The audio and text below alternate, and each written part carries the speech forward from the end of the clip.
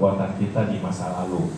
Kehidupan kita dulunya, kita dulu pernah berbuat baik. Udah pasti. Kenapa udah pasti?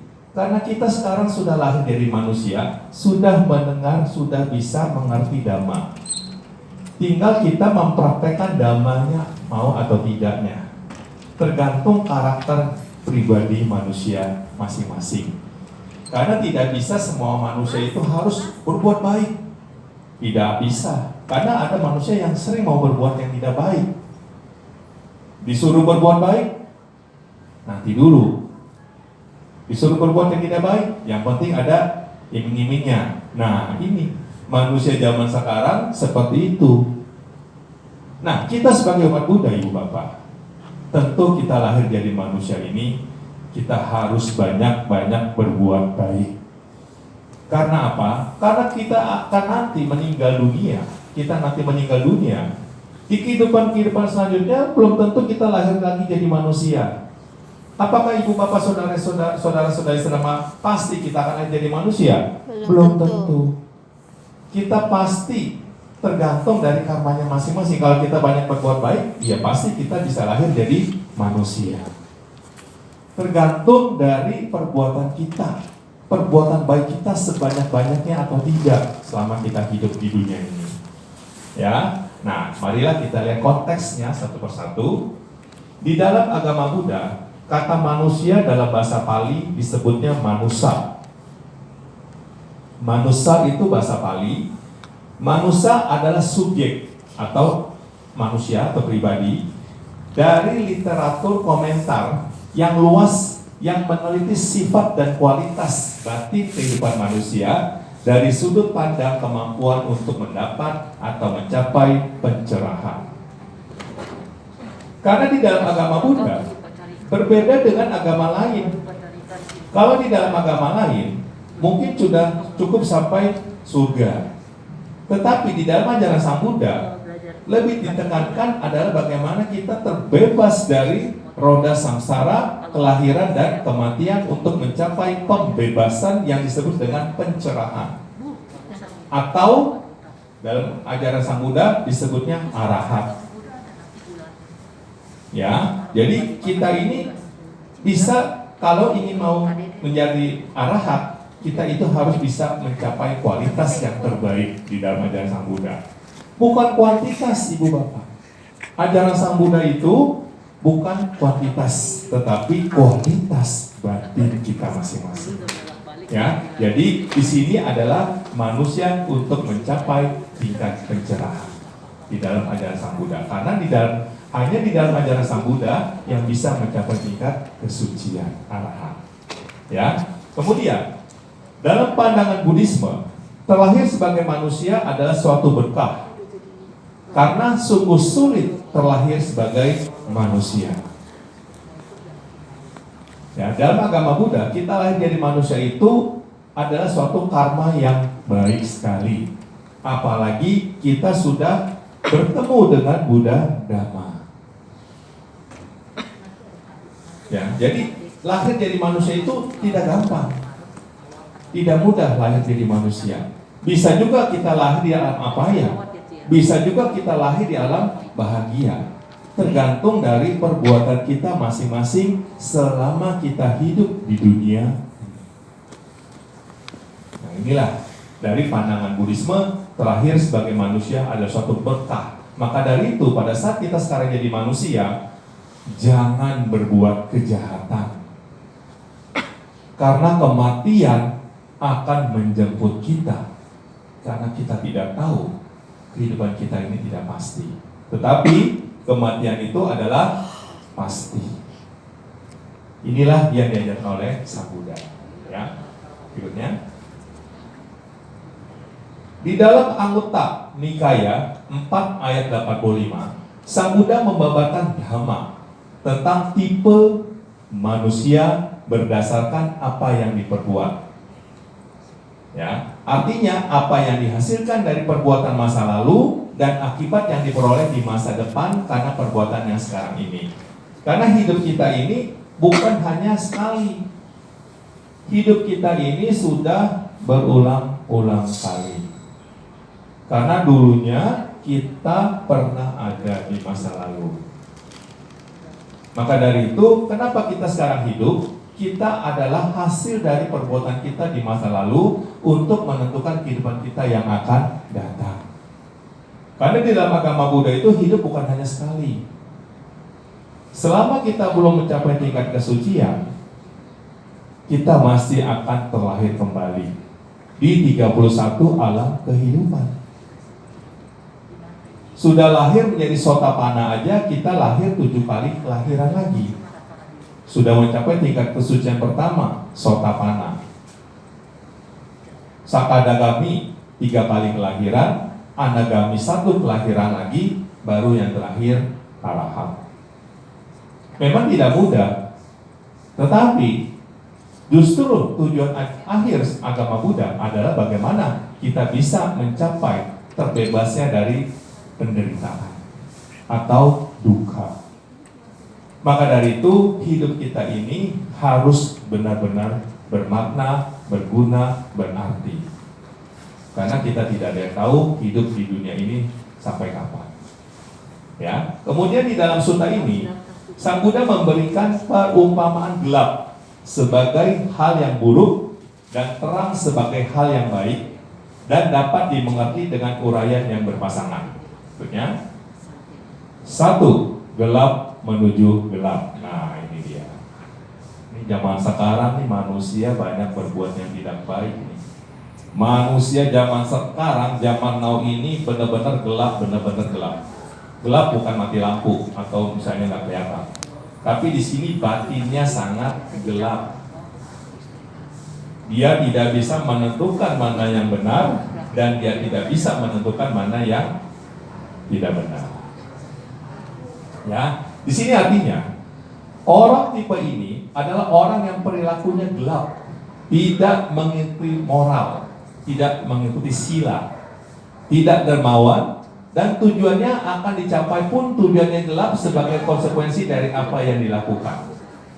Nah ini, ya. Jadi tidak dermawan, tidak mengikuti moral. Orang yang gelap itu ya batinnya gelap.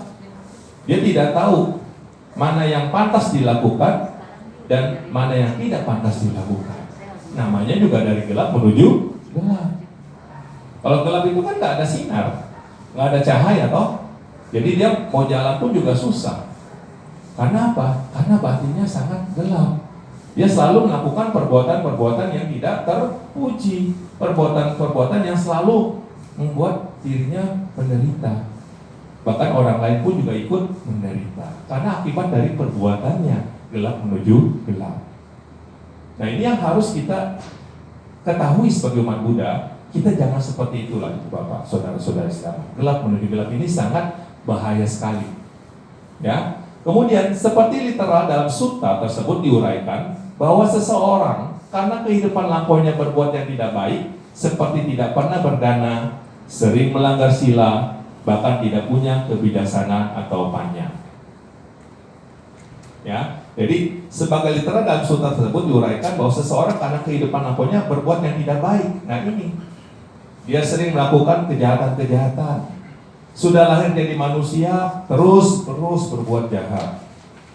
Dia tidak mau berbuat baik. Disuruh berbuat baik, nanti dulu. Disuruh ke wihara, nggak mau. Begitu ke mall, mau. Nah ini, begitu jalan-jalan. Kepengennya jalan-jalan terus, having fun. Tapi disuruh ke wihara, nggak mau. Disuruh ke wihara itu kan berbuat baik. Apalagi disuruh meditasi. Lebih gak mau lagi. Karena apa? Karena gelap batinnya. Dia tidak mau berbuat baik. Bisa juga di masa lalunya orang tersebut lahir di dalam alam apaya. Bisa juga lahir di dalam alam-alam peta.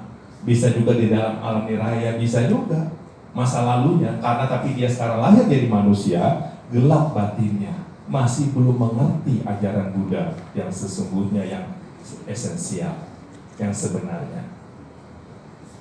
Nah inilah yang kita harus ketahui Ibu Bapak tentang jenis 4 karakter menurut Dhamma oleh Sang Buddha di dalam Anguttara Nikaya 4 ayat 85. Ya. Nah ini gelap menuju gelap. Kemudian maka pada kehidupan sekarang, orang tersebut terlahir sebagai manusia yang sangat menderita, yaitu bisa buruk rupa, atau wajahnya sangat tidak baik, bodoh, miskin, berpenyakitan, bisa juga sulit mencari nafkah atau pekerjaan. Nah, ini otomatis. Hukum karma itu aneh, Ibu Bapak. Siapa yang berbuat, dia harus tanggung jawab. Udah sangat jelas. Maka dari itu, kalau kita sekarang banyak menanam karma-karma yang buruk, nanti di kehidupan-kehidupan yang selanjutnya ya kita akan seperti ini. Ya maaf kata nih, wajahnya sangat jelek, rupanya sangat hancur wajahnya. Kemudian juga hidupnya sangat miskin, tidak punya apa-apa. Karena dulunya nggak pernah berkarya. Orang yang rupanya wajahnya yang tidak baik, ya mungkin dulunya adalah mungkin dia sering marah-marah, sering melakukan kejahatan-kejahatan. Makanya wajah rupanya pun juga tidak baik. Kemudian berpenyakitan, mungkin dulunya orang tersebut sering membunuh, sering menganiaya, makanya umurnya sangat pendek, bahkan berpenyakitan. Kemudian mencari pekerjaannya pun juga sangat sulit, otomatis. Kenapa? Mungkin dia malas, ya, orang tersebut mungkin juga kurang semangat dalam bekerja, sering menipu dan sebagainya. Makanya gelap menuju gelap. Zaman sekarang, Ibu Bapak, kita lihat berita-berita sekarang, orang sangat jahat, menjual organ-organ tubuh manusia sendiri. Bayangin, tega, kejam, sadis. Itulah manusia yang moha, kebodohan, gelap menuju gelap. Dia tidak mengerti arti dari kehidupan ini. Dia tidak bisa mempunyai rasa cinta kasih, rasa meta, karuna, belas kasihan kepada orang-orang menjadi korbannya. Jangankan manusia, Ibu Bapak, hewan pun saja, kita membunuh aja kita tidak tega. Tidak boleh kan di dalam ajaran Sang Buddha, panatipata weramani, apalagi manusia. Sampai menjual organ-organ tubuh manusia dengan harga yang bermiliar-miliar. Ini sangat perbuatan yang bodohnya luar biasa. Moha, kebodohan batin. Bukan bodoh berarti bukan berarti dia nggak naik kelas atau dia nggak sekolah, bukan. Tetapi batinnya sangat gelap sekali, very dark, gelap banget. Ya, kemudian orang demikian dalam hidupnya melakukan pelanggaran sila, ia untuk memenuhi kebutuhan tersebut seperti membunuh, mencuri, asusila, berdusta, dan mabuk-mabukan. Maka bila kematiannya tiba, orang tersebut akan terakhir di alam apaya. Sudah pasti, alam apaya itu adalah alam rendah, yaitu alam beta, alam neraka, niraya, alam tiracano, atau alam binatang, dan alam asura. Di bawah kita ini, alam manusia, alam apaya ini, di bawah alam manusia ini. Kita ini, mereka di bawah kita. Pasti, orang yang selalu melakukan pelanggaran sila, udah pasti akan tiba untuk lahir di alam penderitaan. Nggak bisa ditawar-tawar, semua pasti akan mengalami tersebut. Karena hukum karma itu sangat adil. Nah, sini sudah jelas ya Ibu Bapak ya. Berikutnya, yang kedua, terang menuju gelap. Sang Buddha menjelaskan di Anggutta Nikaya kelompok 4 Sutta 85, adalah seseorang yang terlahir kembali dalam keluarga yang berstatus sosial tinggi, makmur, kaya, rupawan, tidak sulit mencari nafkah, namun ia melakukan perbuatan buruk, baik melalui pikiran, ucapan, dan jasmani. Terang menuju gelap. Hidupnya udah enak, tapi dia melanggar sila. Dia melakukan aksi-aksi kejahatan. Nggak apa-apa, yang penting saya happy dulu. Urusan dosa, urusan karma belakangan. Nah ini orang yang terang menuju gelap. Dia kagak ngerti tuh yang namanya berbuat baik itu gimana, sudah lahir jadi manusia itu gimana enaknya. Seharusnya kalau kita sudah lahir jadi manusia, jangan kita udah terang menuju yang tidak terang. harusnya menuju yang terang, bukan menuju yang gelap. Biasanya manusia itu, Ibu Bapak, banyaknya adanya pergaulan ini yang zaman sekarang ini boleh dikata itu ya, kalau kita nggak bergaul kayaknya kita masih dibilangnya ya kayak kurang kuper lah, kurang pergaulan lah, nggak ikut gaya style lah segala anak-anak sekarang kan. Nah makanya zaman sekarang beda dengan zaman dahulu kala. Zaman sekarang ini ya mungkin kejahatannya itu makin lebih meningkat. Orang sudah enak dalam hidup, terlena dengan kehidupan sekarang ini. Karena ya mungkin karena kemajuan teknologinya, kemajuan IT-nya, sehingga orang masih berbuat yang tidak baik. Bisa juga, semakin orang pintar, juga kejahatan semakin meningkat. Kalau zaman dahulu kala, mungkin sila moralnya itu jauh lebih baik di zaman dahulu kala, apalagi di zaman Durago kita Sang Buddha. Kejahatan itu sangat kurang sekali. Orang mendengar dhamma aja oleh Sang Buddha sudah mencapai tingkat kesucian Sotapanna. Kalau kita belum Sotapanna, Ibu Bapak, soto manas. Ya nggak apa-apa, tolongmu nggak apa-apa, soto manas dulu baru Sotapanna. Nggak apa-apa. Yang penting kita nanti mencapai tingkat kesucian suatu saat nanti. Nah, ya, jadi disinilah terang menuju gelap ini orang yang tidak mengerti tentang perbuatan baik. Dia tidak tahu menentukan hidup bagaimana selanjutnya kalau saya berbuat yang tidak baik. Ya, sebagai akibat dari perbuatan yang tidak baik, setelah kematiannya orang tersebut akan terlahir di alam apanya. Sudah pasti. Walau di dalam agama Buddha, alam apaya juga tidak kekal selamanya.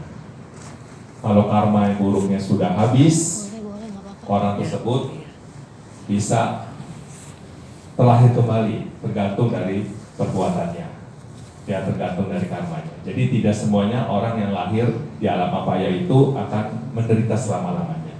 Kalau karma buruknya sudah habis, dia bisa lahir di alam yang lebih baik lagi.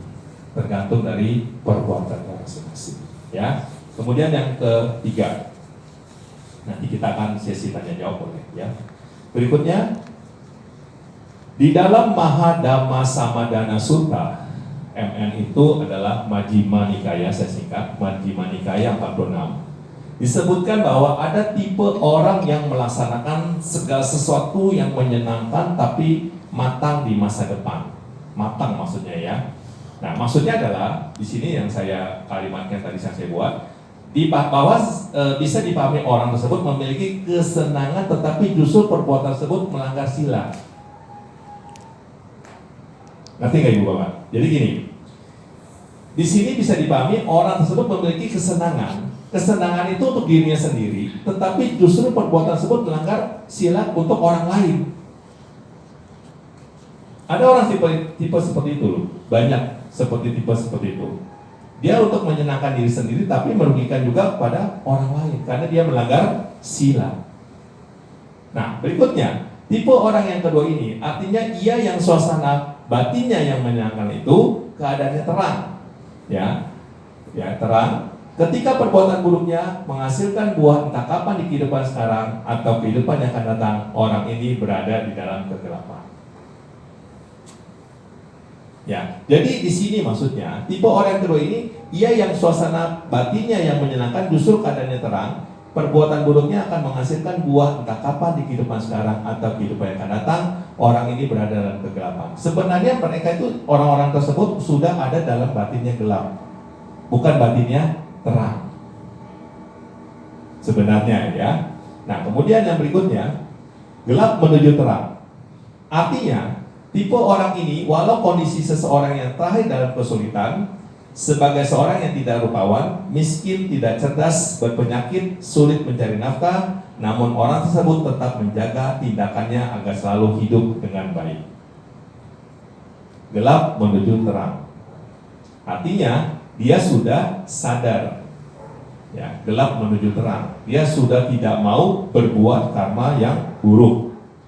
Ya, tipe orang ini walau kondisi seseorang yang terakhir dalam kesulitan, dia menderita, ya walaupun ya rupawannya tidak bagus, ya, hidupnya juga susah, ya miskin, dapat penyakit, tapi dia tetap punya perilaku yang baik.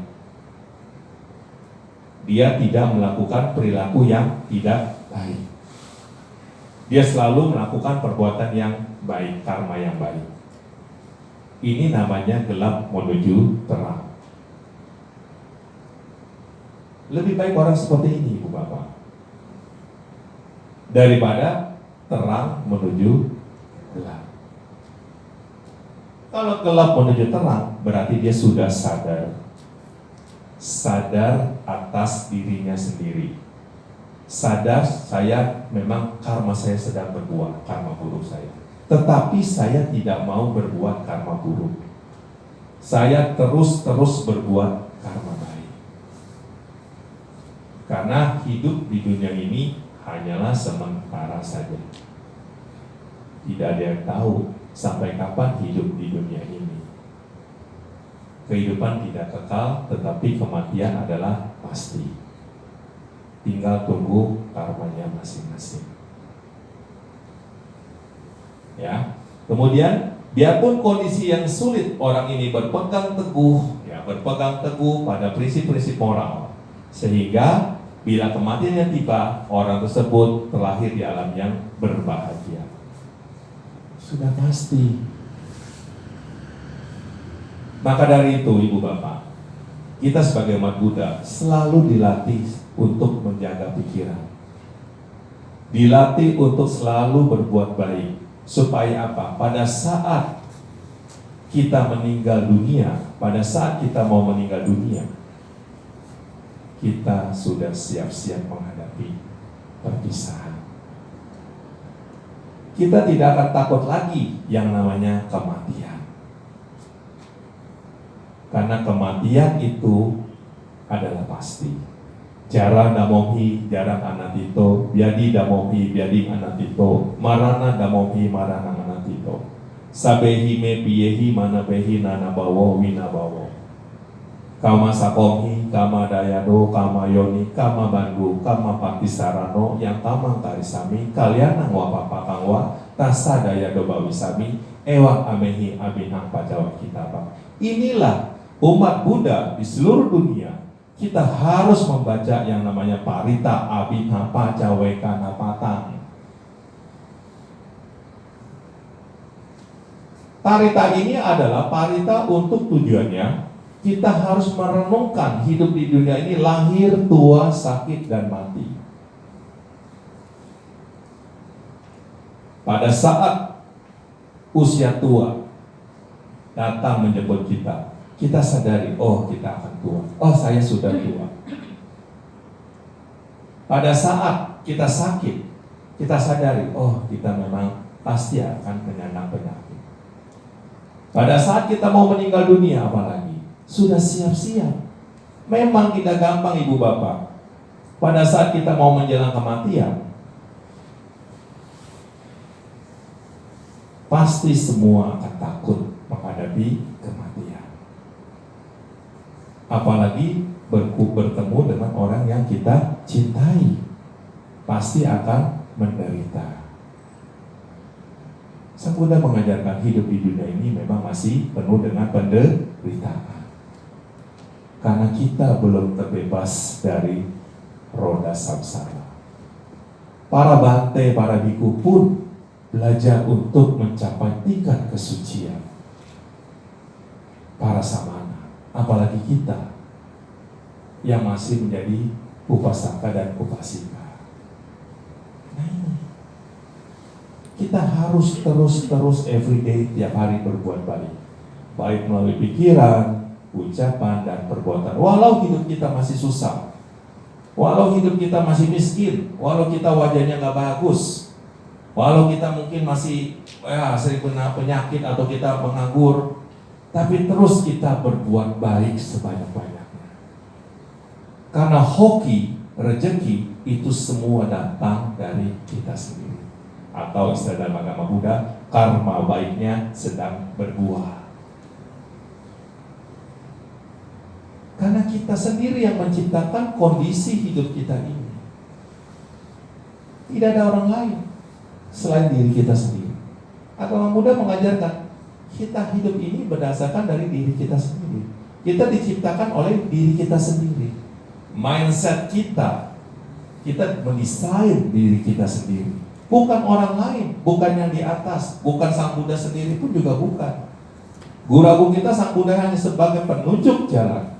Engkau sendirilah yang harus berusaha. Sang Tathagata hanya penunjuk jalan untuk mencapai tingkat pembebasan yang disebut dengan Nibbana Paramangsuka. Ini yang terpenting Ibu Bapak. Kalau kita sebagai seorang Buddhis, benar-benar seorang Buddhis, harus laksanakan seperti itu. Banyak umat Buddha yang belum mengerti, belum paham. Apalagi mempraktekannya, sungguh sulit. Nah, sudah begitu, saya nggak cocok dengan agama Buddha. Saya cocok dengan agama lain. Karena apa? Agama lain tidak mengajarkan duka, hidup ini penderita. Ya inilah. Karena dia tidak mengerti Dhamma. Dia tidak paham Dhamma dan tidak mempraktekkan Dhamma. Coba kalau kita merealisasi Dhamma, kita mempraktekkan Dhamma, otomatis Dhamma itu awalnya indah, pertengahannya indah, dan akhirnya pun juga indah. Karena kita yang tahu hidup ini Bu Bapak. Tidak ada orang lain selain diri kita sendiri yang tahu. Tidak ada yang tahu selain diri kita sendiri. Inilah ajaran Guru Agung kita Sang Buddha yang luar biasa. Ya, berikutnya, biarpun kondisi yang sulit orang ini berpegang teguh pada prinsip-prinsip moral, ya, sehingga bila kematiannya tiba, maka orang tersebut akan terakhir di alam yang berbahagia. Ya. Nah ini udah pasti terakhir di alam berbahagia. Kemudian berikutnya yang keempat, terang menuju terang. Tadi terang menuju dari gelap menuju terang, sekarang terang menuju terang. Nah ini orang yang mengerti Dhamma, ya kita seperti inilah nantinya ya. Kategori orang yang termasuk terang menuju terang adalah kondisi seseorang yang terlahir rupawan, pandai, kaya, sehat, terkenal, bahkan sejahtera. Ini yang diidam-idamkan setiap manusia, yang diinginkan oleh setiap orang. Terang menuju terang. Ibu bapak nggak usah jauh-jauh deh. Kalau rumahnya misalnya lampunya mati, ganti lampu baru lampunya, terang kan? Senang dong kita, karena lampunya terang. Apalagi batin kita lebih bagus lagi, terang menuju terang.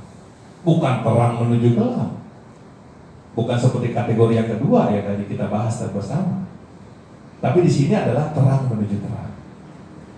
Ya, karena apa? Karena orang tersebut terang menuju terang itu adalah orang yang banyak berbuat karma yang baik di masa lalunya, di kehidupan yang dulu-dulunya. Kenapa dia bisa rupawan? Mungkin dulunya di masa lalunya dia wajahnya sangat cantik, dia sering kasih bunga, dana bunga di atas Sang Buddha kita ini.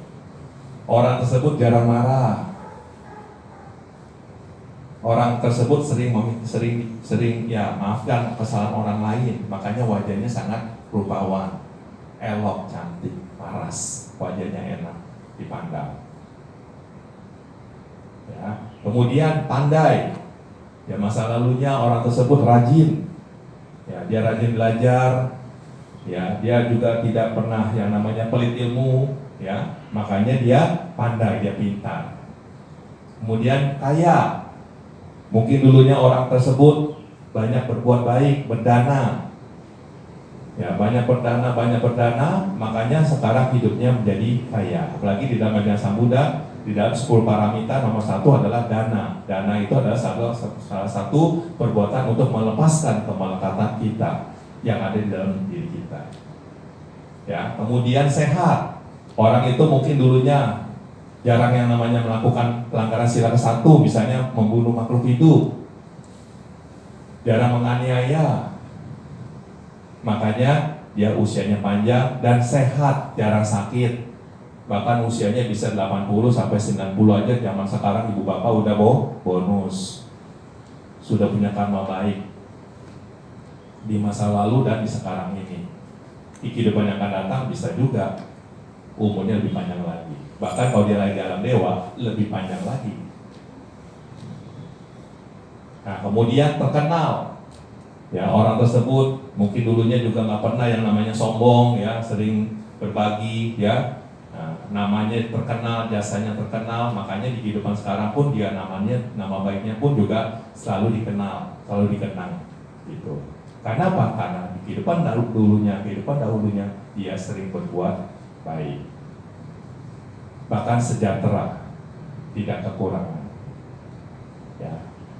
Di sini maksudnya adalah orang ini tetap menjaga tindakannya agar selalu baik dengan berpegang pada landasan sila atau moral Buddhis, yaitu hiri dan otapa.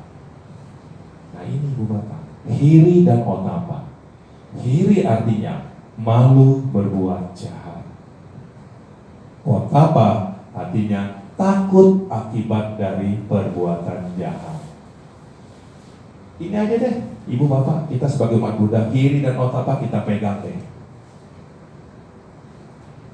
Rumusnya cuma satu, hiri dan otapa. Kalau kita sudah megang hiri dan otapa dengan benar-benar, kita sudah mempraktekkan dengan baik, otomatis kita selalu menjaga perilaku dengan baik. Dan kita tidak akan memalukan diri kita sendiri, keluarga kita, teman kita, tetangga kita, bahkan masyarakat kita pada umumnya. Karena modal kita hanya satu, hiri dan otapa. Walau ibu bapak kaya raya, ibu bapak rajin, ibu bapak pengusaha, tetapi kalau tidak punya hiri dan otapa, dia masih melakukan korupsi dan sebagainya, ya tetap saja sudah jelek namanya. Karena manusia itu yang dinilai bukan apanya, tapi dari perilakunya, dari perbuatannya, bukan dari status sosialnya. Zaman sekarang Ibu Bapak, lebih banyak orang itu melihat dari status sosial, kaya atau miskin. Kebanyakan status kan yang dilihat zaman sekarang. Kalau kaya boleh deh, kalau miskin nanti dulu. Biasanya orang kan kelihatannya begitu, memandang status. Padahal belum tentu apa yang kita lihat yang negatif itu belum tentu jelek. Apa yang kita lihat dalam hal positif belum tentu positif, bisa juga negatif.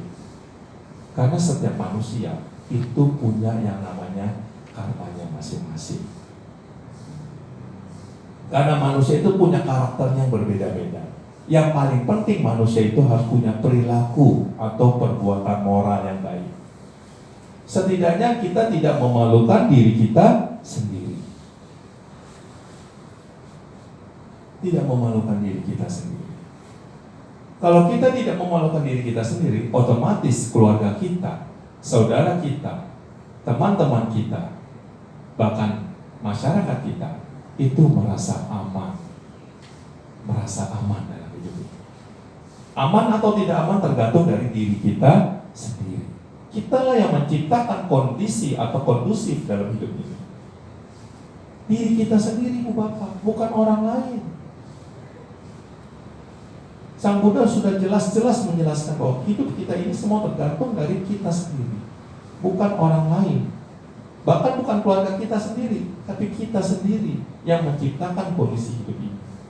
Makanya hiri dan otapa ini penting buat kita. Malu berbuat jahat, takut akibat dari perbuatan jahat. Karena hukum karma ini sangat adil sekali. Hukum karma ini tidak yang namanya melihat status, tidak. Tetapi semua apa yang kita perbuat, apa yang kita tanam, itulah yang kita tuai. Ya, nah, itulah. Maka orang tersebut akan memperoleh kebahagiaan yang sekarang, dan jika kematiannya tiba, akan terlahir di alam yang membahagiakan. Itu udah pasti. Maka dari itu Ibu Bapak Saudara-saudara saya bahagia, kita sebenarnya kalau kita sudah mengerti agama Buddha, kita jangan takut menghadapi perubahan. Karena kita tahu Sang Buddha mengajarkan hidup di dunia ini adalah anicca. Hidup di dunia ini adalah perubahan. semuanya perubahan, semuanya berubah dan berubah. Di dunia ini tidak ada yang namanya tidak akan berubah, pasti akan berubah. Lahir, tua, sakit, dan mati. Harta yang kita miliki, suami yang kita miliki, istri yang kita cintai, anak yang kita cintai, itu bukan milik kita selama-lamanya. Semuanya akan berubah. Siap-siap menghadapi perubahan. Pertanyaannya, apakah kita sebagai seorang Buddhis sudah siap menghadapi perubahan? Yes, harus siap Romo. Siap nggak siap? Harus siap Romo. Harus siap Bante. Harus siap. Semuanya anicca. Di dalam hukum dilakana. Anicca, dukkha, dan anatta. Itu selalu ada di dalam diri kita. Ya. Nah, jadi demikianlah 4 macam jenis karakter dari manusia yang diuraikan di dalam Anggutta Nikaya kelompok 4. Di dalam memahami sutta tersebut, seseorang dapat mengerti tentang penyebab kondisi yang dialami saat ini dan pentingnya menjaga tindakan melalui pikiran, ucapan, dan jasmani sehingga mencapai kehidupan yang sejahtera baik yang maupun sekarang dan di masa yang akan datang. Ini penting sekali. Ya, jadi kita ini sebagai manusia itu adalah harus menjaga perilaku yang baik. Kalau kita sudah belajar Dhamma, sudah mengerti Dhamma, ya kita cobalah praktekkan Dhamma. Coba kita praktekkan Dhamma. Sekecil perbuatan baik kita apapun, itu akan menghasilkan perbuatan yang baik. Jangan meremehkan perbuatan sekecil apapun juga. Jangan meremehkan. Karena perbuatan sekecil apapun, perbuatan baik kita itu juga akan memberikan manfaat bagi diri kita, bahkan semua makhluk. Jadi jangan anggap, oh kalau saya berbuat baik itu biar orang lihat, wah saya berdana dengan uang banyak misalnya. Biar orang tahu, oh saya ini orang kaya, saya berdana dengan, biar orang nama orang itu namanya baik gitu. Oh dia orang kaya, berdananya sungguh banyak misalnya. Nah, bukan begitu.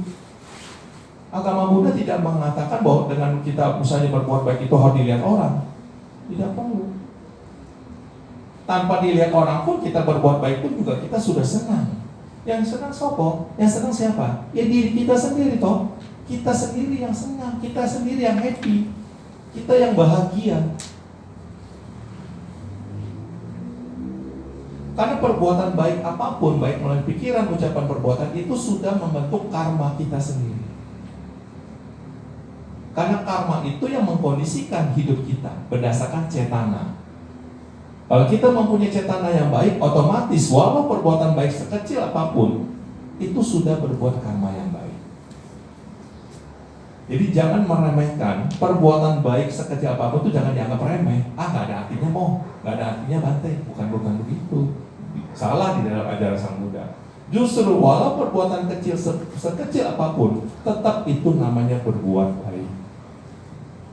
Karena agama Buddha mengajarkan hidup ini adalah berbuat baik. Agama Buddha ini adalah agama praktek berbuat baik.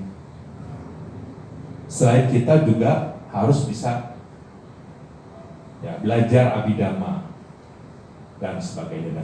Tetapi yang terpenting dari kita belajar Abhidhamma, kita juga harus mempraktekkan Dhamma dalam kehidupan sehari-hari.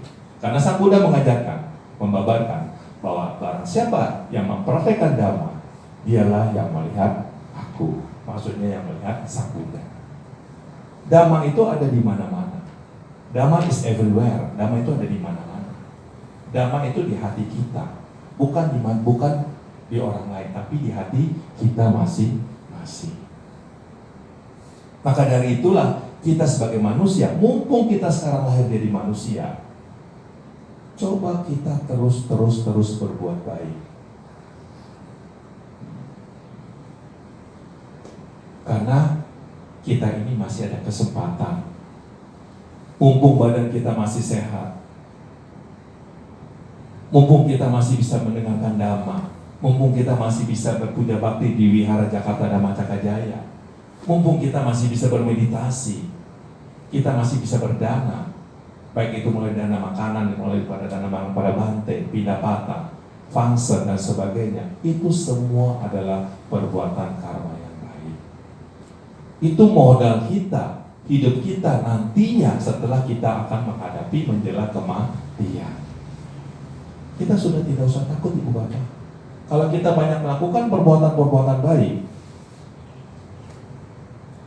pasti kita tidak akan takut yang namanya kematian. Karena apa? Modal kita sudah cukup berbuat baik. Jangan takut. Kalau kita takut berarti ya karena mungkin orang tersebut kurang berbuat baik, bahkan jarang berbuat baik. Makanya begitu dia mau meninggal, dia ketakutan, dia melekat. Nah sudah pastilah di alam penderitaan, setidaknya alam peta, karena dia melekat kepada keluarganya. Yaitu butuh panggilan, pelimpahan jasa para leluhur. Nah ini Ibu Bapak, agama Buddha ini is very simple, tetapi sulit dipraktekkan. Kalau mau dipraktekkan, gampang. Tinggal tergantung kita kok. Kita mau pilih yang mana? Dari 4 jenis karakter manusia.